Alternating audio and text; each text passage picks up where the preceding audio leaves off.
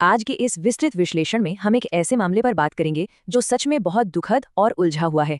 ट्विशा शर्मा की जांच। एक युवा जीवन का इतनी जल्दी खत्म हो जाना अपने आप में एक त्रासदी है, लेकिन इसके बाद जो कुछ सामने आया है वो और भी ज्यादा जटिल है। इस पूरे मामले में दोनों परिवारों ने दो बिल्कुल अलग और कह सकते हैं कि एकदम विपरीत कहानियां पेश की हैं। तो चलिए इस केस के हर पहलू को गहराई से समझते हैं, बिना किसी पक्षपात के सीधे स्रोत से मिले तथ्यों और बयानों को देखते हैं, ताकि इस पूरी तस्वीर को साफ तौर पर समझा जा सके। ठीक है, तो इस विवाद की शुरुआत करते हैं उस केंद्र बिंदु से जो एक बेहद अहम बयान है। ट्विशा की सास गिरबाला सिंह, जो खुद एक रिटायर्ड जज हैं, उन्होंने अपनी प्रेस कॉन्फ्रेंस में बिल्कुल साफ शब्दों में कहा कि मामले को गलत दिशा में ले जाया जा रहा है और सच्चाई को तोड़ा मरोड़ा जा रहा है। उनका कहना था कि ट्विशा का जाना उनके परिवार के लिए किसी बुरे सपने या गहरे आघात से कम नहीं है, और सच कहें तो यही वो बयान है जो इस बात की नींव रखता है कि कैसे एक ही घटना को लेकर दोनों परिवारों का नजरिया पूरी तरह से बंट चुका है। अब इससे पहले कि हम दावों और पलटवार की जटिलताओं में उलझें, आइए उन बुनियादी बातों को स्पष्ट कर लेते हैं जिन पर कोई विवाद नहीं है। तथ्य ये है, नोएडा की रहने वाली ट्विशा शर्मा की शादी भोपाल के रहने वाले समर्थ सिंह से हुई थी। और जो सबसे दुखद लेकिन निर्विवाद सच है वो ये कि 12 मई की रात को ट्विशा ने फांसी लगाकर आत्महत्या कर ली। किसी भी मामले की तह तक जाने के लिए इन ठोस तथ्यों को ध्यान में रखना बहुत जरूरी है, क्योंकि आगे की पूरी कहानी इन्हीं बातों के इर्द गिर्द घूमती है। अब इस शादी की टाइमलाइन पर एक नजर डालते हैं जो इस घटना की गंभीरता को कहीं ज्यादा बढ़ा देती है। ध्यान दीजिए, ट्विशा और समर्थ की शादी दिसंबर 2025 में हुई थी। इसके बाद केवल 5 महीने तक ही ये दोनों भोपाल में साथ रहे, और फिर 12 मई की वो मनहूस रात आई जब ट्विशा ने अपना जीवन समाप्त कर लिया। ये टाइमलाइन बहुत अहम है, क्योंकि ये दिखाती है कि शादी से लेकर इस दर्दनाक अंत तक का समय कितना कम था। आखिर उन 5 महीनों में ऐसा क्या हुआ जो बात यहाँ तक आ पहुंची? इसी सवाल का जवाब दोनों परिवार अपने अपने तरीके से दे रहे हैं। चलिए अब इस केस के पहले पहलू की तरफ बढ़ते हैं। भाग 1, सास के आरोप और उनके दावे। गिरबाला सिंह ने अपनी प्रेस कॉन्फ्रेंस में अपनी बहू की जो छवि पेश की वो एक बहुत ही धार्मिक और परिवार से गहराई से जुड़ी हुई महिला की थी। उन्होंने कहा, मैं बहुत ही दुखद परिस्थिति में हूँ। उन्होंने ये भी बताया कि ट्विशा इतनी ज्यादा पूजा पाठ करती थी कि रोटी का निवाला तोड़ने से पहले भी वो भगवा मंत्र पढ़ती थी। अब ये विवरण देना क्यों जरूरी था? दरअसल ये बताने की कोशिश थी कि ट्विशा को उनके परिवार ने पूरी तरह से अपना लिया था। वो एक आदर्श बहू थी और उसकी मौत उनके लिए किसी बाहरी इंसान का नहीं, बल्कि अपने ही घर के एक अहम हिस्से का चले जाना है। और यहाँ से बात बिल्कुल पलट जाती है। सास ने केवल अपना बचाव नहीं किया, बल्कि ट्विशा के माता पिता पर सीधे तौर पर बेहद गंभीर आरोप लगाए।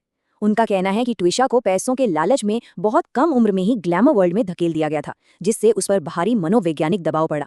दूसरा बड़ा आरोप यह है कि पिछले 5 महीनों में ट्विशा के माता पिता उससे मिलने एक बार भी भोपाल नहीं आए। उन्होंने ये भी कहा कि माता पिता ने उसका आर्थिक रूप से इस्तेमाल किया और अब उसकी मौत के बाद वो अंतिम संस्कार तक रोक रहे हैं और सिर्फ धरना प्रदर्शन कर रहे हैं।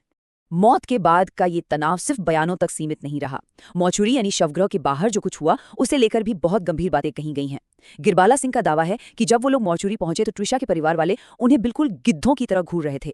और बात यहीं खत्म नहीं हुई। ये भी आरोप है कि लड़की के परिवार वालों ने उन पर हमला करने के इरादे से उनका पीछा किया।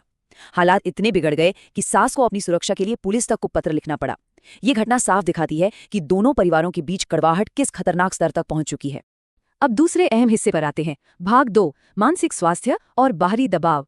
सास की तरफ से लगाए गए सबसे चौंकाने वाले आरोपों में से एक यह है कि ट्विशा का मानसिक उपचार चल रहा था।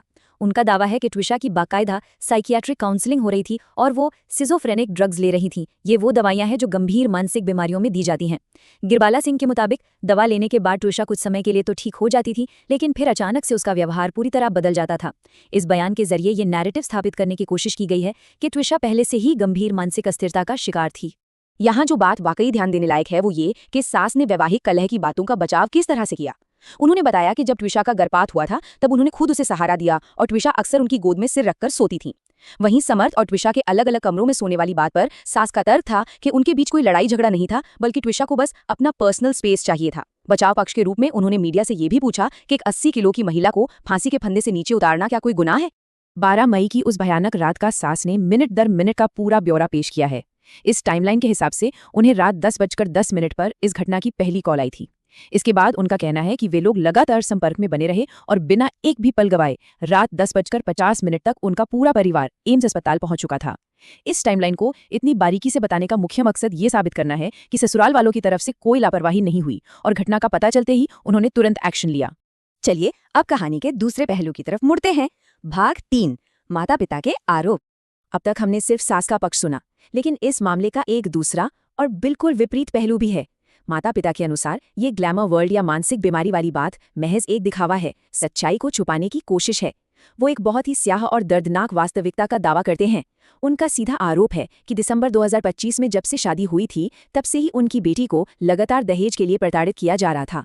जहां एक तरफ सास एक बहुत ही सपोर्टिव परिवार की तस्वीर पेश कर रही हैं, वहीं माता पिता का ये आरोप एक बेहद क्रूर और शोषक माहौल की कहानी बयां करता है। माता पिता के इन गंभीर आरोपों का सबसे बड़ा आधार वो आखिरी फोन कॉल है जो कथित तौर पर ट्विशा ने अपनी मौत से ठीक पहले अपनी मां को किया था। इस कॉल में ट्विशा ने कथित रूप से कहा था कि वो इस मानसिक और शारीरिक उत्पीड़न से पूरी तरह टूट चुकी है और अब इसे और बर्दाश्त नहीं कर सकती। ये आखिरी बातचीत इस पूरे मामले में माता पिता के पक्ष का सबसे मजबूत और सबसे ज्यादा भावुक कर देने वाला बिंदु है, जो सीधे तौर पर ससुराल वालों को कटघरे में खड़ा कर देता है। तो हम इस विश्लेषण के अंतिम पड़ाव पर हैं। भाग 4, विरोधाभासी कहानियां। हमने दोनों पक्षों की दलीलें सुन ली हैं और ये दोनों बयान इतने अलग हैं कि ऐसा लगता है मानो दो अलग अलग जिंदगियों की बात हो रही हो। सबसे अहम बात यह है कि सच्चाई इन दो बिल्कुल विपरीत दावों के बीच कहीं दबी हुई है। एक और सार्स का पक्ष है, जो एक सहयोगी घर, ग्लैमर वर्ल्ड के दबाव से पैदा हुई मानसिक बीमारी और माता पिता की अनदेखी का दावा करता है, और वहीं दूसरी ओर माता पिता का पक्ष है, जो लगातार शारीरिक और मानसिक यातना, दहेज प्रताड़ना और असहनीय दुर्व्यवहार का आरोप लगाता है। एक ही शादी, एक ही त्रासदी, लेकिन दो बिल्कुल ही असंगत और टकराती हुई कहानियां। इस पूरे विश्लेषण के अंत में एक बहुत ही गहरा और विचार करने वाला सवाल सामने आता है। जब कोई त्रासदी इस तरह की दो बिल्कुल विपरीत और विरोधाभासी कहानियों में बंट जाती है, तो हमारी कानूनी व्यवस्था असली सच्चाई तक कैसे पहुंचती है? खासकर तब जब इस पूरी कहानी की सबसे मुख्य कड़ी खुद त्विशा की आवाज हमेशा के लिए खामोश हो चुकी हो। इस मामले में आगे जो भी जांच होगी उसे इन्हीं उलझे हुए दावों के बीच से होकर रास्ता निकालना होगा। इस चर्चा का हिस्सा बनने के लिए धन्यवाद। अगली बार